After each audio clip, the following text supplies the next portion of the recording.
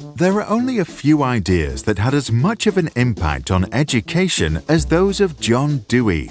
To understand his ideas, let's imagine Dewey reappears in the modern world with the mission to implement his theories in a conservative school. Dewey championed learning by doing, also known as experiential learning. He observed that children learn better when they are actively engaged because they are immersed in the present and not a distant future, such as final exams. In biology, students don't read books, but instead grow plants, harvest fruits, and then feed them to snails to see what happens. Sometimes things work out, sometimes accidents happen. Whatever the outcome, the students take notes of their observations and form rich, memorable experiences. At the end of each class, they summarize their learning and turn to discussions.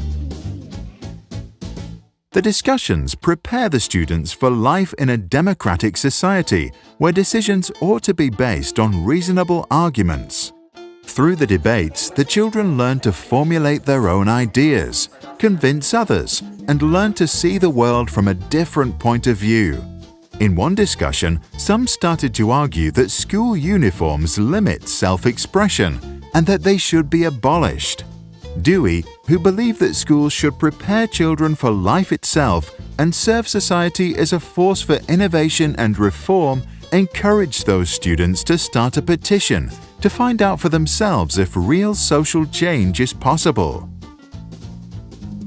Classes are interactive because Dewey believes that interaction with the environment is essential for the learning process, since education is an experience that is subject to constant change. Passive recipients of knowledge, on the other hand, learn very little, if anything at all. The group who started the petition present their ideas to the teacher and start a dialogue that expands their understanding and underlines their learning. Learning is interdisciplinary. Dewey believed that continuity is critical to comprehension and that an interdisciplinary education allows students to build on what they already know, which strengthens their understanding. What they observed in biology is being calculated in math, written about in English, and put into images through the arts. This provides the students the opportunity to learn how things are connected.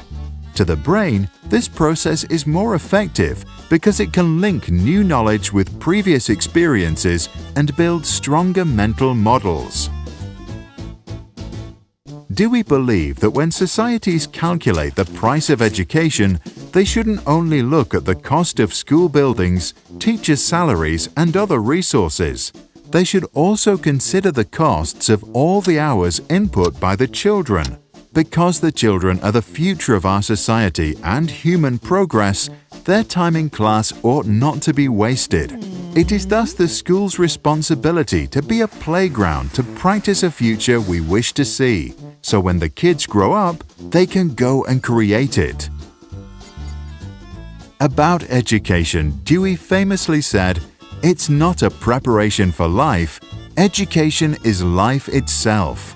The group that sought dress code reform gained a deeper knowledge about the topic and were able to develop good arguments. They printed their demands on banners and tracts and discussed their ideas with everyone until the day the majority of students and teachers had signed their petition. Eventually, the petition was presented to the principal and a new school rule was passed. Dewey's ideas were not always popular during his time, and while we made some progress in education over the last 100 years, is the situation really any better today? What do you think? Did you experience learning by doing in your school? And does your school encourage you and your friends to engage in social reform and create the future we wish to see? Please share your thoughts in the comments below.